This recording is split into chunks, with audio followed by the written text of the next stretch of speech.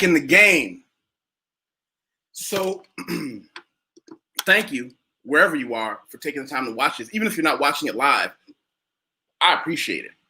You know, you can be watching anything right now, and right now you're watching me sharing some of the insights, the things that I've learned traveling and seeing the world and doing business. And I wanted to talk about something that is not that uncommon, but it came up recently with a guy that I mentor. And I'm going to be very specifically non-specific because I can't give away who he is or the company he's with. There is a man who I've worked with from where he was to where he is. Right now, he's with a very good small company, putting things together, a good position, good salary, small, tight unit. Boss treats him extraordinarily well. Salary is only a few percentage points above average. So it shows that he is earning, the boss pays his staff the same way I pay mine. A little bit more than you would make in other places, but not so much you think I'm reckless with my money. The guy's doing everything right.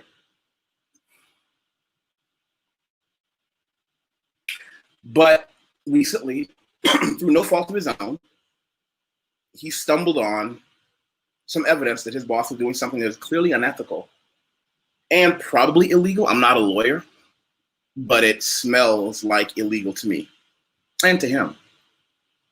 And I got the message, hey, Watt, can you talk to me? And I was in the middle of typing some things up for another client, but I looked at the urgency with which he sent that message, and I said, sure, hold on.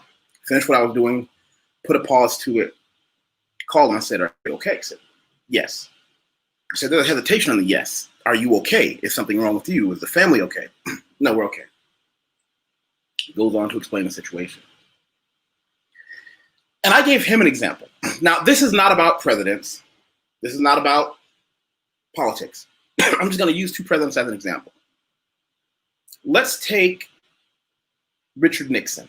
Richard Nixon is famous for being caught in criminal activity, Watergate, the whole 9 yards. You can Google it yourself. However, what a lot of people don't know is that while Richard Nixon, oh, let me back up.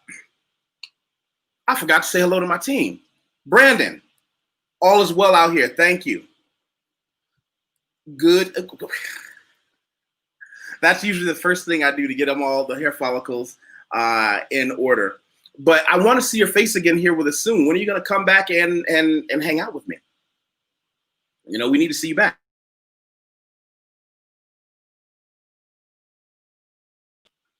And so what this gentleman did is he calls me and he says, listen, what do I do? So the example I gave him, the one I'm going to give you, we all know Richard Nixon, famously, if I'm not mistaken, he stepped down from the presidential office while he was on the airplane, Air Force One, which someone actually told me once the president is no longer on the plane, it's no longer Air Force One. It goes by a different designation. So it was a plane that left the ground with one designation and landed with another one. Oh, by the way, like, share, and subscribe. That's how this channel has grown so much and so substantially. That's how I've been able to bring so many quality guests to you folks. You people watching have been doing a great job of liking and subscribing, but share it also on Facebook and on Instagram. Thank you. All right, I'm going to hold you to that. So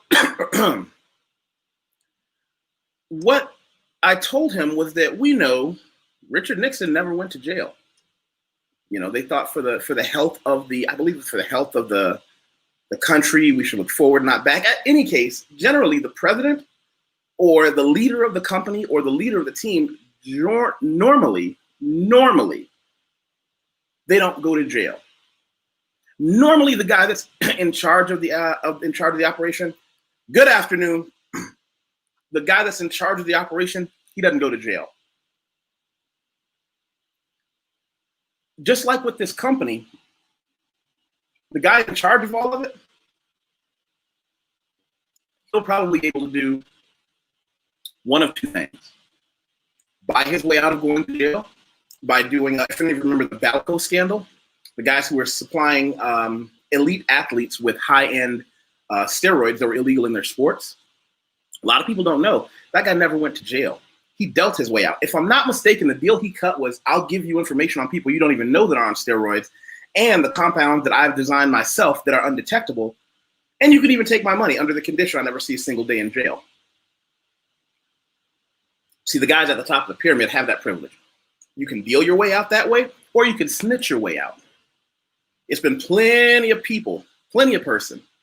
We had a guy on one of my channels right here who talked about a roommate of his did something illegal, and he ended up having to talk to the feds about it.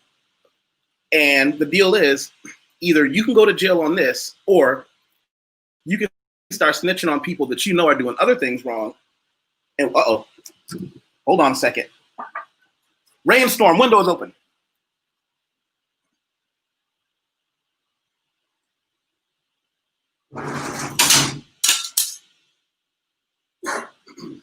Sorry about that. São Paulo, Brazil, beautiful, awesome place. It will rain so fast and so hard, and then it'll be so nice out that if you were in a restaurant having lunch and it rained, it might be sunny and dry outside when you came out, but there was a terrible rainstorm. So you can deal your way out, or you can snitch your way out. Generally, the guys at the top, that's a privilege reserved for them. But nobody told you that 30 people underneath Richard Nixon went to jail. Like, they got fed numbers. Some of them might have went to Club Fed, where you get 3 square meals a day. Maybe your cell is a little bit bigger. Some of them might have done that hard state time.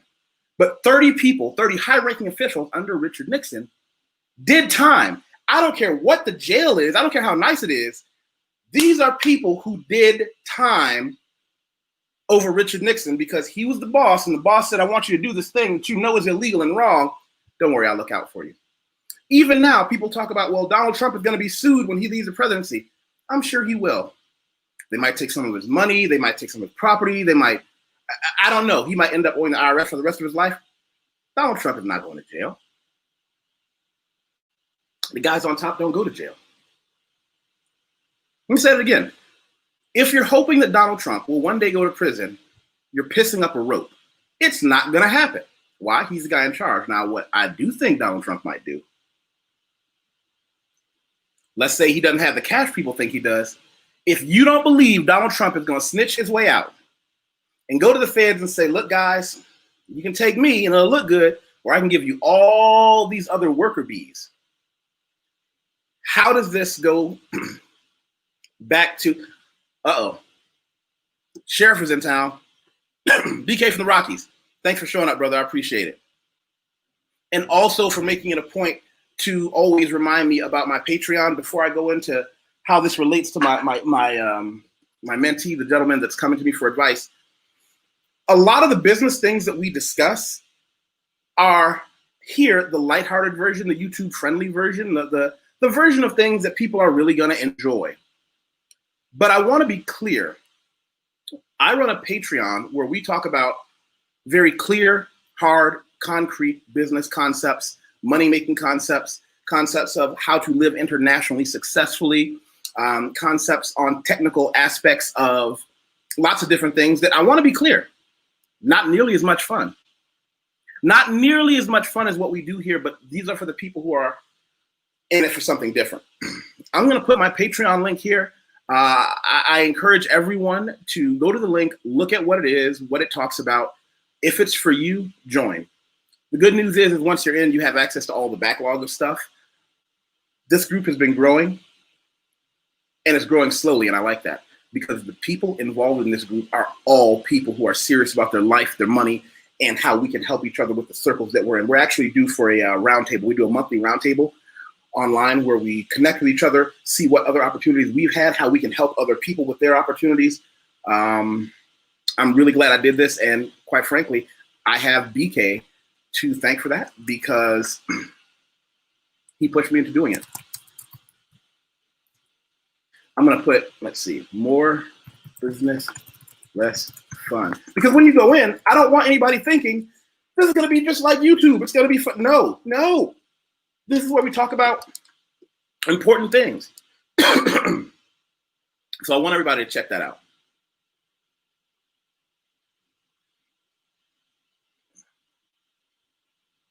There you go.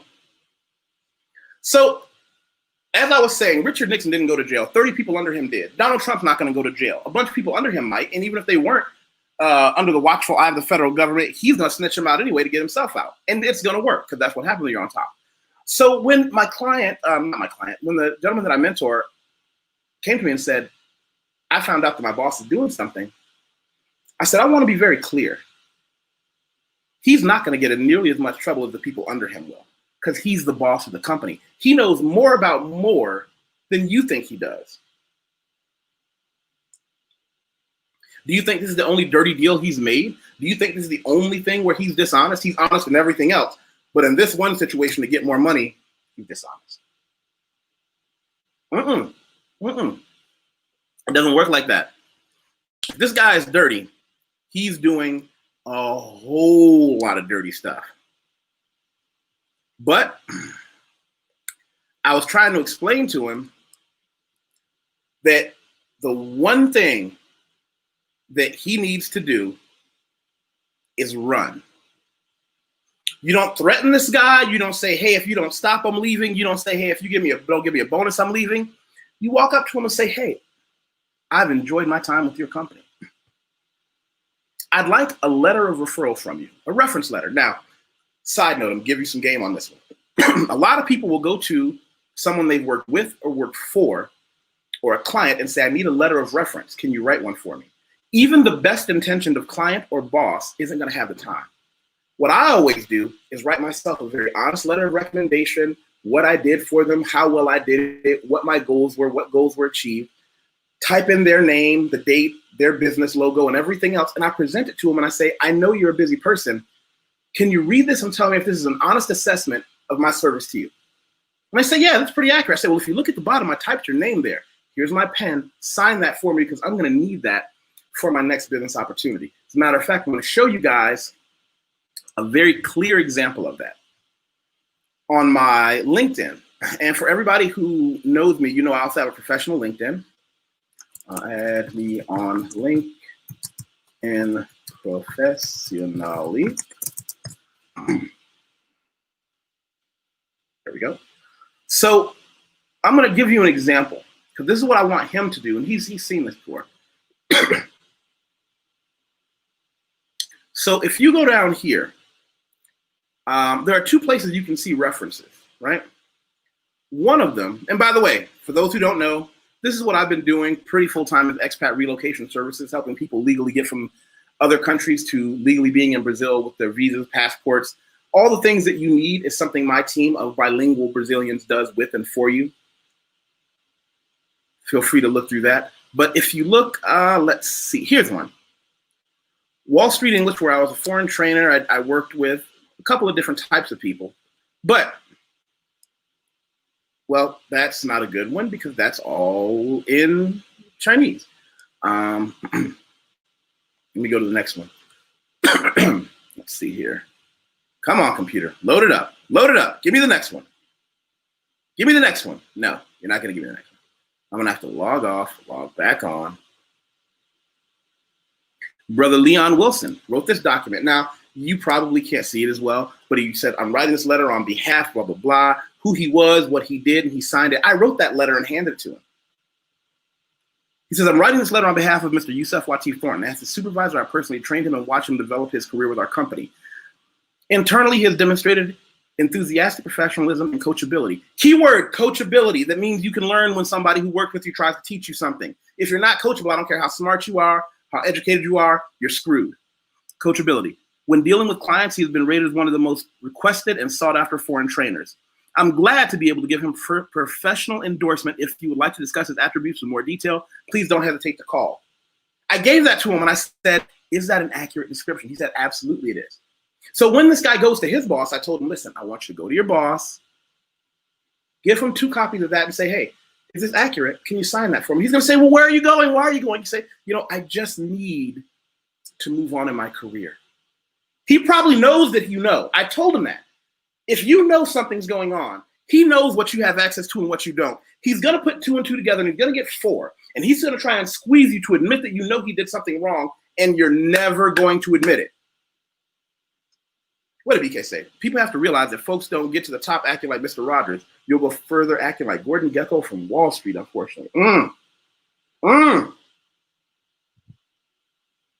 For the people in the room who don't know, there was a movie called Wall Street.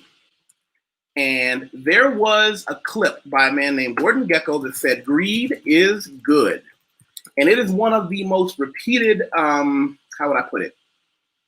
It's a 1987 movie, and it's one of the most repeated phrases whenever you see someone who seems to have it all acting like a dirtbag, and then you find out they cheated, and it's just you need to watch this clip. I'm gonna put it here. I'm gonna put it here in the comments for everybody.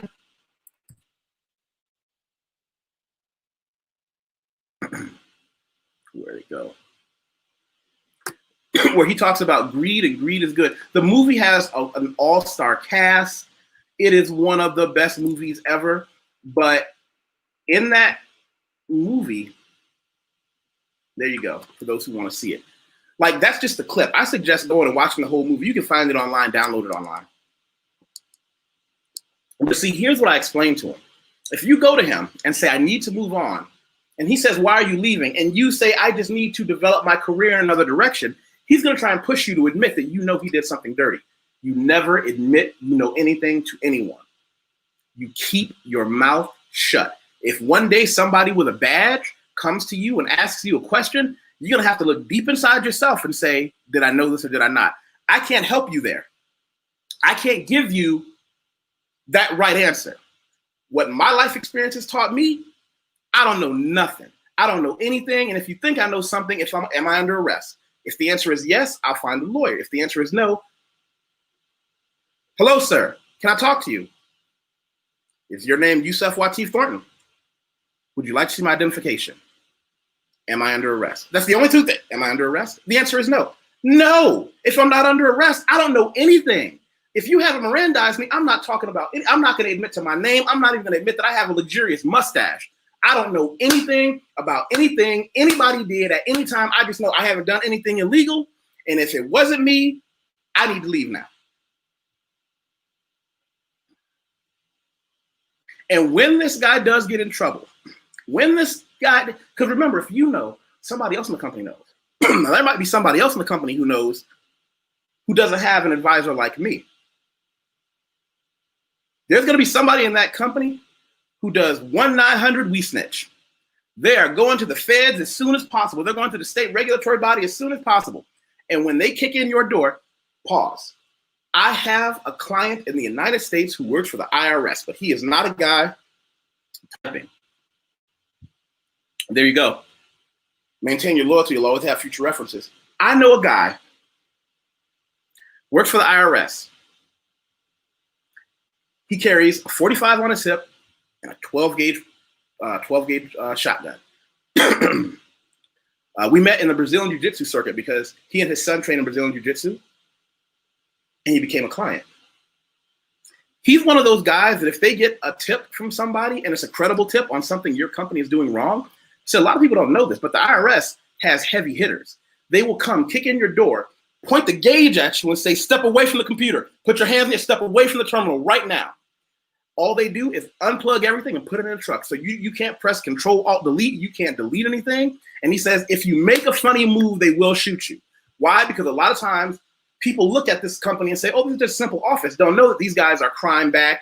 They might be slinging cocaine out of the truck warehouse. They might have a pistol. A lot of times in these operations where the head guys on top know that one day the feds might come, they keep a pistol under the drawer, either for the bad guys or one for themselves. Because some of these guys are in so deep that they know if they get caught, they're going to do triple life in jail anyway for a white collar crime. So I told him, you need to today, Monday morning, right? You need to go in with these 2 letters. I'll help you write them. Same letter in duplicate. Then you can scan it and put it on your resume. And remember, you just put yourself in a situation to leave. I'm fortunate. One of the things I realized early in the financial business and one of the businesses that I'm developing now, hopefully I can come forward with and talk to you guys with later in December. I've made a lot less money than other people I know, but I've never had to look over my shoulder for a penny I've ever made. I've never had to kind of make sure, why is that guy looking at me funny? Did I do business with him? Anybody I did business with, I'm going to run across the street and hug you. Because I know the business I did was clean business. It was square business. It was legit business. But you can't tell people that. A lot of people, what they want to hear is, look, all you have to do is fudge this paperwork a little bit. All you have to do is get your client to sign this document ahead of time, and you date it later. Again, this is all shit that's totally illegal. But what do we find over and over and over and over again?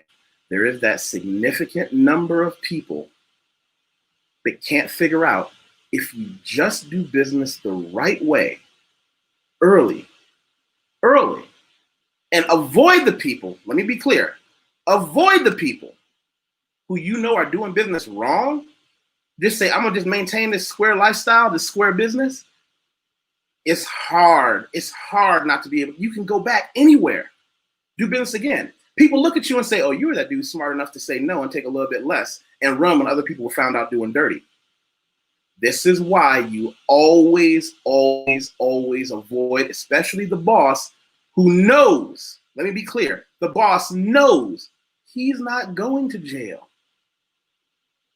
He's not going to jail. The boss is going to deal his way out. The boss is going to snitch his way out. But you, unless you are the boss, in which case you're either already doing something dirty or you're not, it's over for you.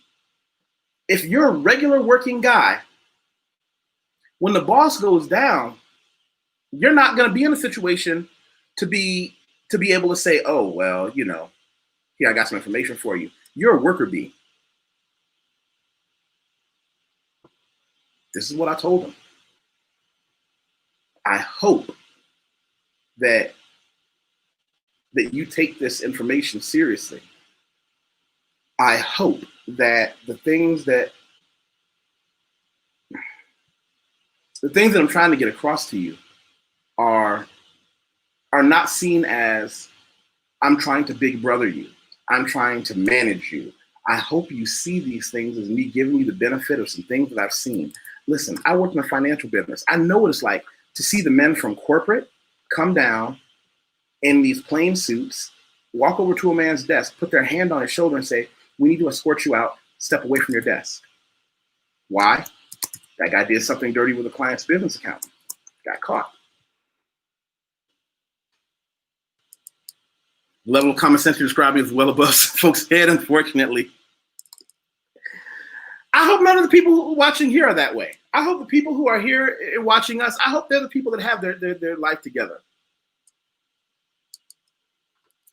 Brother Craig, when you put profit over people, avoid morality, that's exactly what happens. Yeah, you know what, Craig, you said something in a private group that we're in.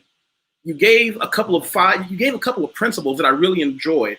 I'd like to have you on live to talk about that. Let me know if you're free tomorrow or the next day, at what time. You talked about 5 principles, and I really want to go into that because I really enjoyed that short discussion that's being had on the thread.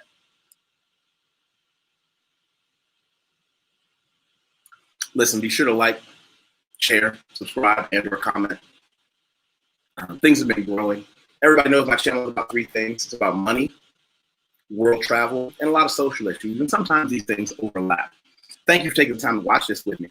The last thing I'm going to leave you with, because I was talking about Square Business, is Square Biz by Tina Marie. So make sure you click on that and listen to it on your way out.